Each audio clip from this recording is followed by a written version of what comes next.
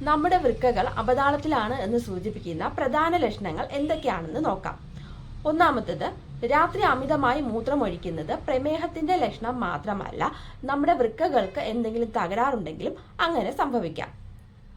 രണ്ടാമത്തേത്, മൂത്രത്തിൽ നിറവ്യത്യാസം ഉണ്ടാകുക, മൂത്രത്തിൽ രക്തം കാണുക തുടങ്ങിയവ വൃക്കരോഗത്തിന്റെ ലക്ഷണങ്ങളാവാം. അടുത്തത്, അകാരണവും നീണ്ടു നിൽക്കുന്നതുമായ ക്ഷീണം അനുഭവപ്പെടുക. വൃക്കകളുടെ തകരാറ് മൂലം ചുവന്ന രക്താണുക്കളുടെ ഉത്പാദനവും വളർച്ചയും അവതാളത്തിലാകുന്നു. അതിനോട് തുടർന്ന് നമ്മുടെ ശരീരത്തിന് ആവശ്യമായ ഓക്സിജൻ കിട്ടാതെ വരികയും നമ്മുടെ തലച്ചോറും പേശിയും ക്ഷീണിക്കുകയും ചെയ്യുന്നു. അടുത്തത്, നമ്മുടെ കൈയിലും കാലിലും എപ്പോഴും നീരുണ്ടാകുക. നമ്മുടെ ശരീരത്തിൽ അധികമായി ഉണ്ടാകുന്ന വെള്ളം പുറന്തള്ളാൻ വൃക്കകൾക്ക് കഴിയാതെ വരുമ്പോഴാണ് നമ്മുടെ ശരീരത്തിൽ നീര് ഉണ്ടാകുന്നത്.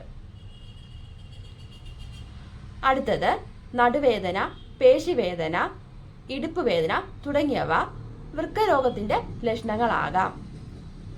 നമ്മുടെ വായിൽ എപ്പോഴും ഒരു മെറ്റാലിക് ടേസ്റ്റ് തോന്നുക, നമ്മുടെ ശ്വാസത്തിൽ അമോണിയയുടെ മണമുണ്ടാകുക തുടങ്ങിയവ വൃക്കരോഗത്തിന്റെ ലക്ഷണങ്ങളാണ്.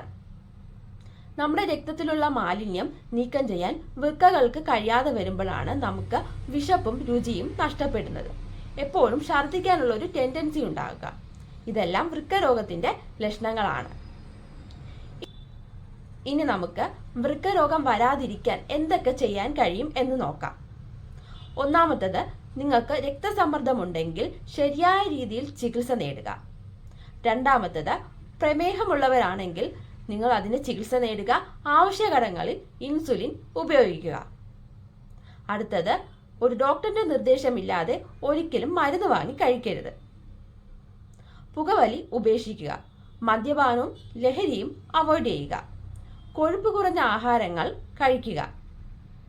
ആരോഗ്യപരമായുള്ള ആഹാരം കഴിക്കുക.